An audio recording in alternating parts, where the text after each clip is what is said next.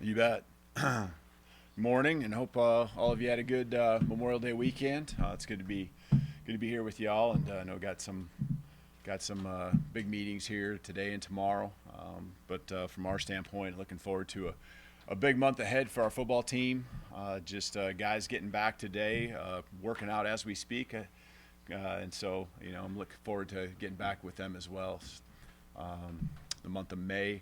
A lot of guys got a chance to get home, but I know that they put in a ton of work and got a lot of opportunities to go do things with teammates, found trainers and all that kind of stuff. And now we get back together and get to focus on us doing it together as our program. So, and then obviously recruiting is a big month for recruiting and camps as well. So, and then a little bit of downtime for July. I know our coach has been going nonstop. Really, when you kind of look at the schedule, they got spring ball, then they were on the road with spring recruiting, and now we're getting right into everything I just mentioned. So, open to any questions.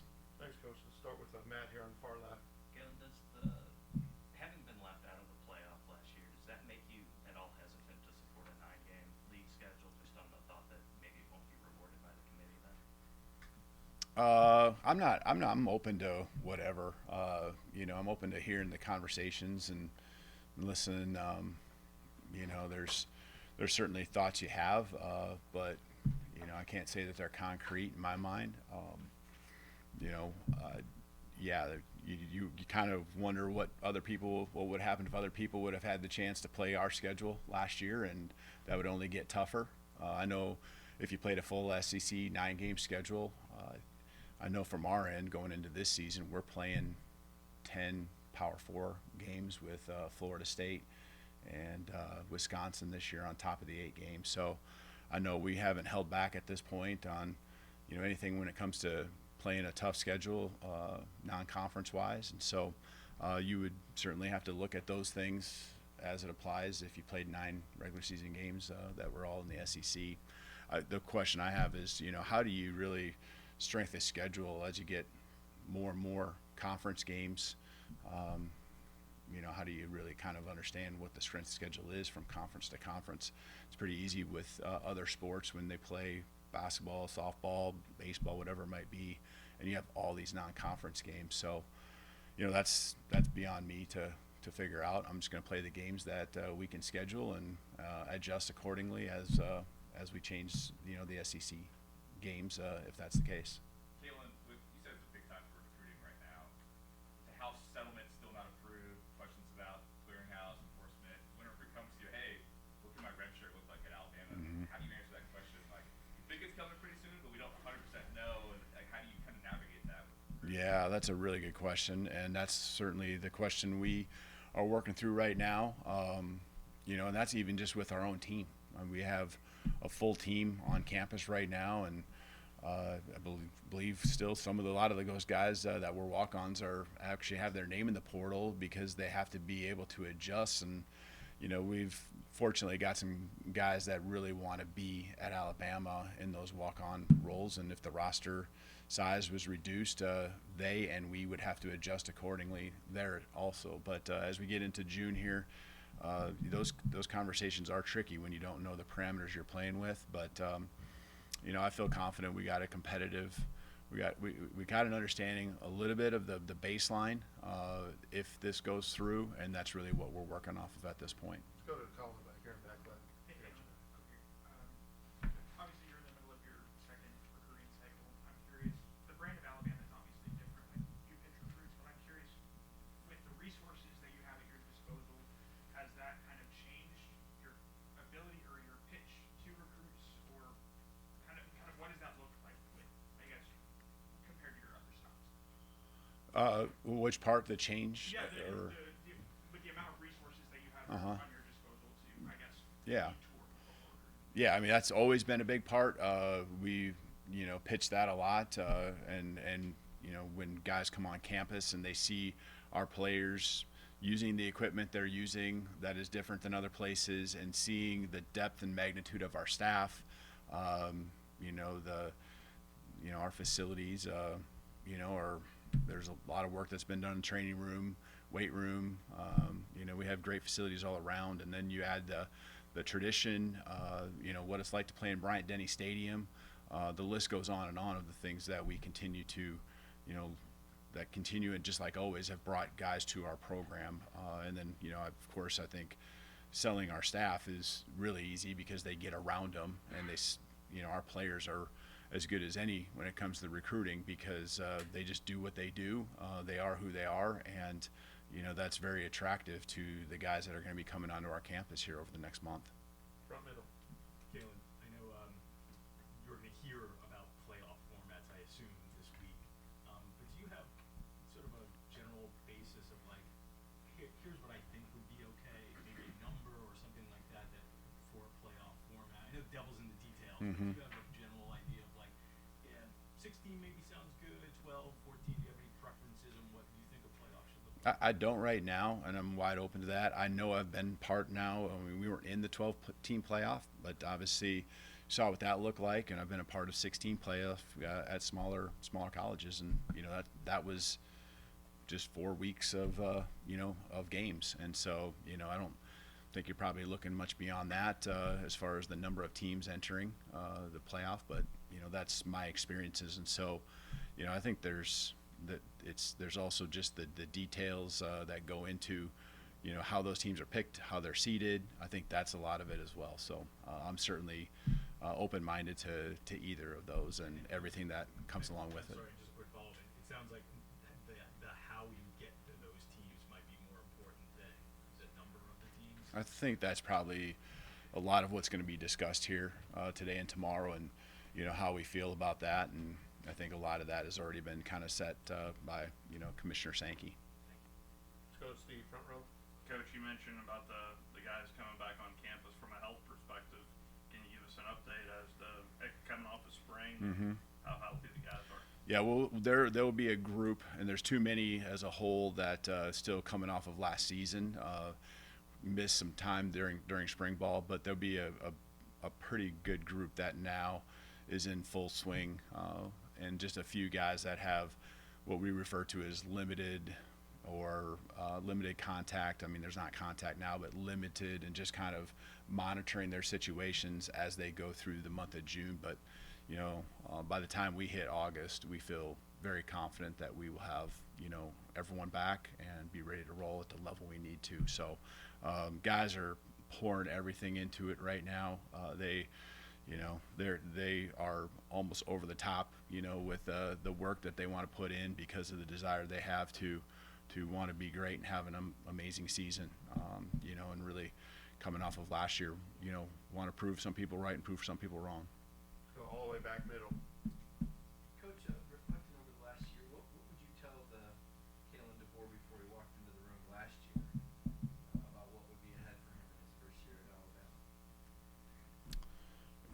I think a lot of it was just the early piece, just understanding what the timing of it was in January. I think that was the hardest part. The season and the ups and downs have been a part of that. I think a first year is always is extremely hard because there's going to be things that come your way that you just know are going to be hard to handle, and a lot of times it's the wins and the losses that I'm talking about. But that's I think last year it didn't play itself out like you want, but I think a lot of the things that came weren't so far-fetched when it came to what you expect a first-year season in the SEC to be at Alabama. It's going to be a grind. It's going to test you as far as staying the course and just test our team as far as sticking together.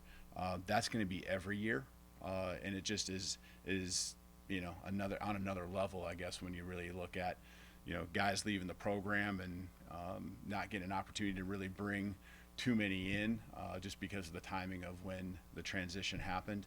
But we're in a good spot right now because I think our guys have really we've kind of really found out who wants to be here. They've really dug in deep.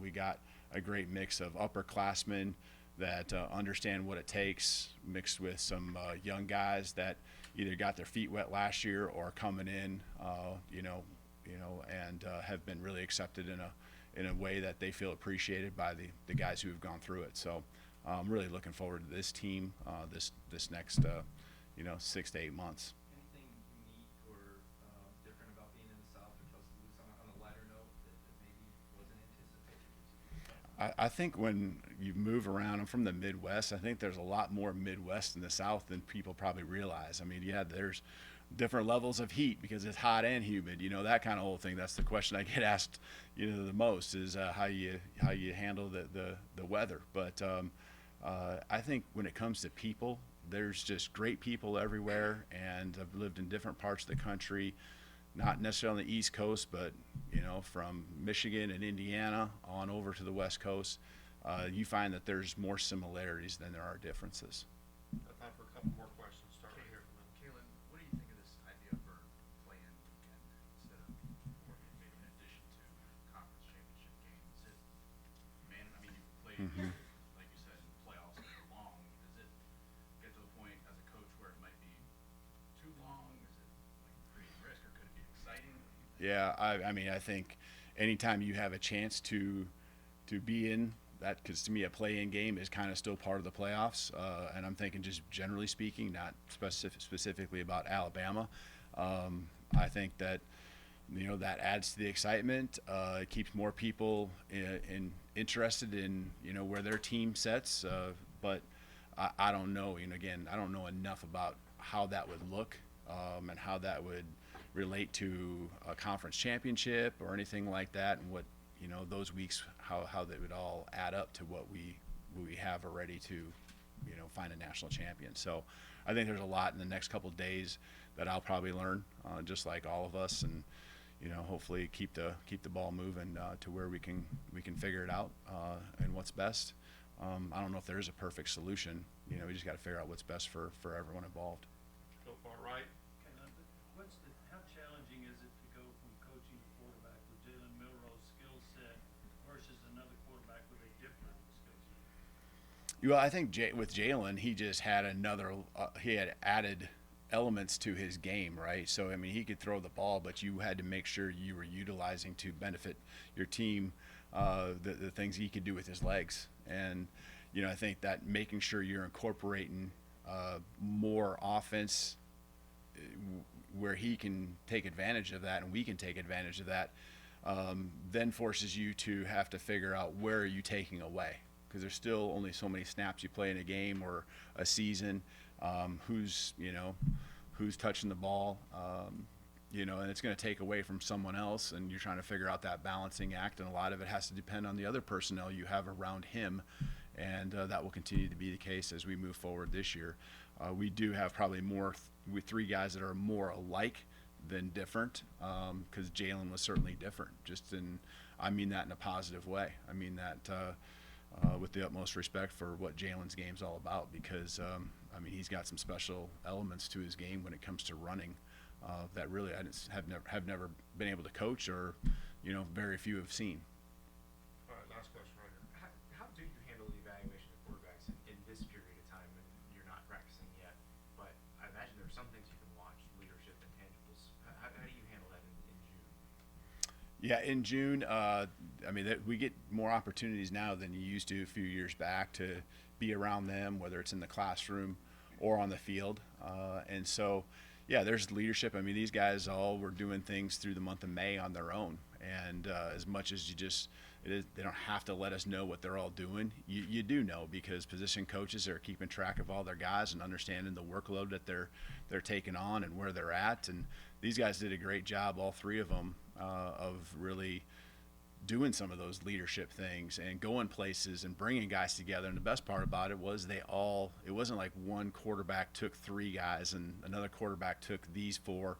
They all did it together, and that's what I guess I appreciate about this group of guys. And it is a competition. I've referred to it as a healthy one, just because I think they all respect each other. They're all going as hard as they can. They're going to step on each other's toes at times in that leadership role and things like that. But so be it. And again, I appreciate the way they've gone after it. June will be a big month for them to take the next step. In the end, we're tracking everything when we get into August, just like we did in the spring. And it doesn't always come down to who had the highest completion percentage, because sometimes it's so close. It's a lot of times a mixture of, you know, who's moving the ball down the field the most. I mean, that's what's most important, right, is putting points on the board. And so, you know, who's keeping the ball, who's making the least amount of mistakes, big mistakes in particular. And then you're also just trying to give them all a chance, because they're at different points in their career where their growth is happening in different ways. No one has significant amount of playing time reps in a game, but obviously they are at different levels and all have different things that they've shown us that they can do at a high level already this spring. All right, thank you. Awesome. Thank you.